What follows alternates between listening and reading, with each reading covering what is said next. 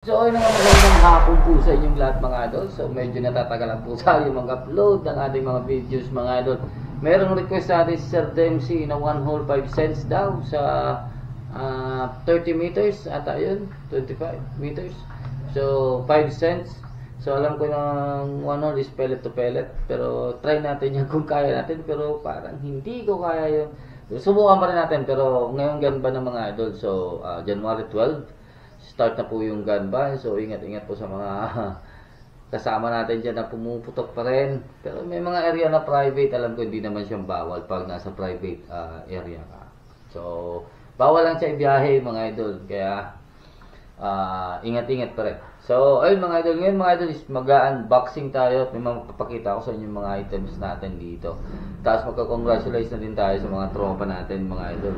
Meron tayong i-unbox dito na nasa raffle natin at may pinaraffle tayo at may for sale po tayo. So baka sa dulo mga idol dadagdag na rin natin dito yung mga patoka natin ngayon mga idol, yung quality ng patoka natin at yung size mga idol. Kasi marami talaga nagtatanong sa atin ng mga skirt size mga idol. So hindi ko lang bakit patuloy pa rin talaga silang nagtatanong kung manipis o makapal yung gusto nila. So sige, sa bagay, pag na-action mo na sa makapal, hindi mo na kailangan baguhin pa, dala-diretso lang. Samantalang gano'n, pwede gano'n.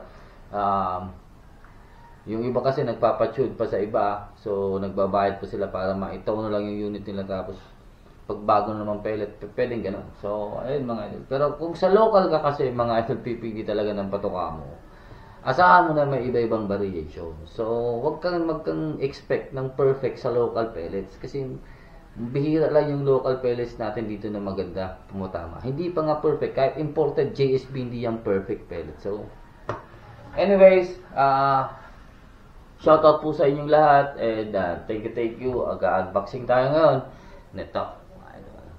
Ayan mga idol. So eto mga idol, Kex Optics. So shoutout po kay Sir Ezer Chua mga idol. So shoutout po, seller po ng Kex Optics and marami pang ibang klaseng scope, Subtier and Discovery and etc. So titingnan natin ito mga idol na Precision 6-24x50 FFP mga idol, with zero stop po itong klaseng scope na ito, at napakagaan at napakalinaw din po nito mga idol. So yung clarity nito mga idol, bagay lagay ko lang dito sa gilid mga idol yung mga glimpse, kasi yung video natin na kinuha is nagkaroon siya ng medyo problem. So sa sound, so ayun mga idol, so gamit natin ngayon is Akaso. So hopefully yung Akaso na yan is diretso yung kuha and footage mga idol natin, and maganda yung ating boses dyan. So ayan, buksan na natin to mga idol. Ayun, what's in the box mga idol. So siya nga pala, ito po yung kanyang reticle. Ayan, so sana may ilaw kasi madilim dito sa amin. So ayan, meron tayo ditong Kex user guide, so and cleaning cloth. Mga hindi, alam ko hindi niyo naman pinapansin yan mga idol. So meron tayo ditong cup and Allen wrench na mapakaliit, and sang handle dun sa ating magnification. May kasama na din po siyang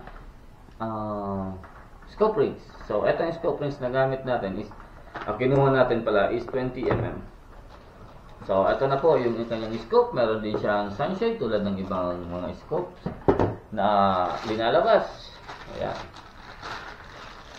Ayan, mga idol. So, ito po yung ating unit, mga idol. So, ito po ay HD 6-24x50 SFRI IR. Sorry. So, meron din siya ditong ocular lens sa likod. Yan. So, maganda din, smooth ito mga idol, ng ocular lens niya mga idol. And meron tayo ditong 6-24 na magnification. Ayan mga idol. So medyo okay lang naman yung feel ng ating magnification. Pero may knob siya dito mga idol, kung napapansin nyo. Meron kasi diyang pyesa mga idol na sa salpak. Pwede mo i-screw dito at para mas madali siyang mapikit mga idol. So itong objective natin is 50mm mga idol. So napakaganda ng glass, Atlas glass ata yan, na nakalimutan ko yung glass dito mga idol, pero hindi po tayo sponsor nito kaya hindi na natin babatikusin yan. At share ko lang ito, at pinarapol natin ito sa halagang 250 pesos ata ito. Oo, 250 pesos mga idol. Pwede ka nang manalo ng ganitong klaseng scope. So sa mga interesado po sumali dyan sa raffle mga idol, last 8 slots na lang po ito. At sa mga kasali nito mga idol, good luck po sa inyong lahat. Ito po yung scope na nasa raffle natin. So ayan, napakagaan nito mga idol. Alam ko nasa 760 grams lang po ito mga idol na scope. So pag kinabit mo siguro yung mount, baka dumadagdagan, baka sabihin na lang natin 800 grams mga idol. Pero magaan pa rin kaysa dun sa mga 1 kilo na scope mga idol. So meron tayo dito mga idol na zero stop. So hindi po ito pull up and hindi po ito napapress down. So meron po siyang zero stop mechanism. So yan. Yan. Yun yung zero stop niya. So kung maririnig nyo, yan, napaka-crispy po ng kanyang ano tawag nito, yung kanyang clicks. So, eto naman na windage natin is pull up and down. So, meron din tayo dito mga idol na 10 yards to infinity na parallax adjustment mga idol. And meron din tayo dito mga idol ng illuminated reticle. Unfortunately mga idol, wala tayong battery. Kaya hindi natin makita kung anong color ang meron nito. Kung red, green, or dalawa. Hindi ko alam mga idol kasi wala tayong battery. So, ayan. Yung ano niya, yung ang tawag nito, yung kanyang parallax. Yung parallax nito mga idol, 50 and 100. Ayan. So, medyo maliit siya para sa atin kung para sa mga ginagawa natin. Kung alam yung ginagawa natin, is lalagyan natin to ng tape, yung parallax. Para pag na-range natin, madali natin siyang mahanap. Hindi na tayong dadahan-dahan dito sa mga parting 50 to 100, something ganun mga idol. Pero ito napaka-iksi. So, ibig sabihin, konting kalam mo lang dyan is pwedeng malinaw na yan dyan. O nandun na yun mga idol. So, ayan mga idol. Meron din siya dito pwedeng pagbukas nito coin. And meron siyang mechanism ng zero stop sa loob mga idol. Yan. So, marami naman naggagawa ng video dyan paano gamitin yung zero stop mga idol or paano iset yung inyong zero stop. So, doon na lang po natin italagay yan. At hindi po sa atin ito. Kaya hindi ko po yung bubuting-tingin. So, ayun mga idol. So, shoutout po kay Ezer Chua at kay Sir Rob Rendel Paipa. Yun.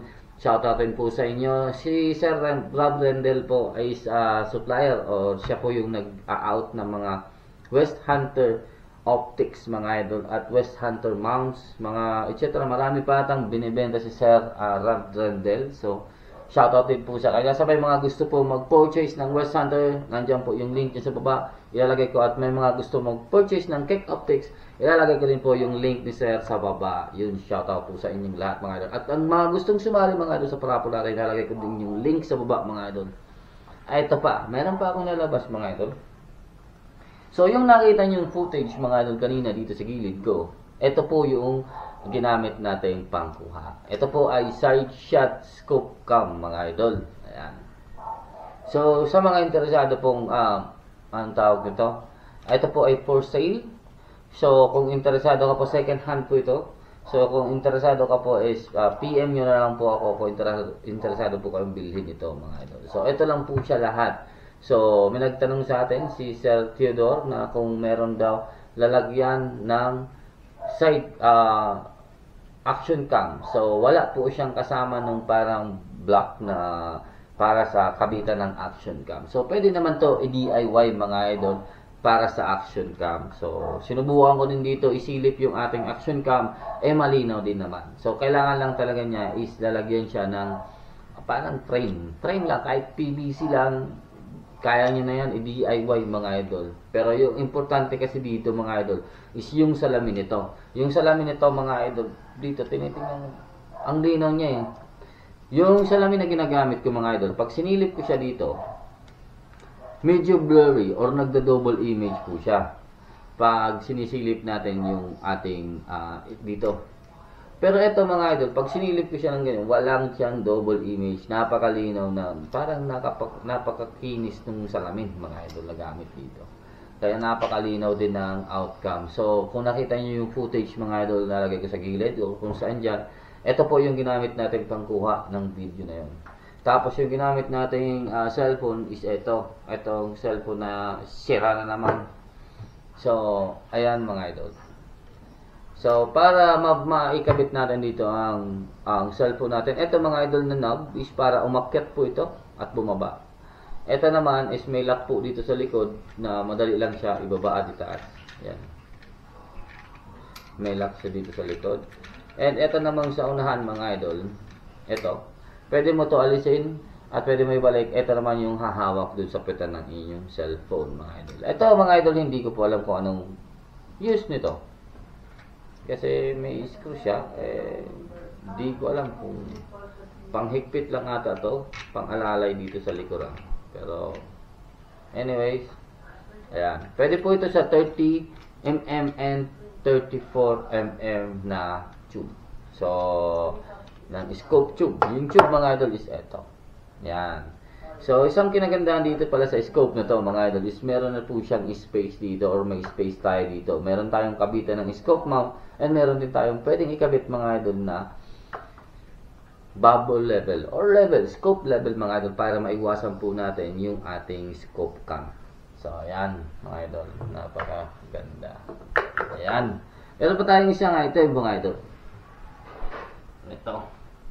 Ito naman mga idol is isang tripod. So, carbon fiber tripod mga idol na pino-chase din natin para sa atin. Actually, dalawa ito. Yung isang mga idol is napananunan na po ni Sir Rodney Valentino. So, shoutout po kay Sir Rodney at siya po yung nakakaswerte na nanalo nito mga idol na ating tripod. So, ito mga idol, the tripod is Arc Size.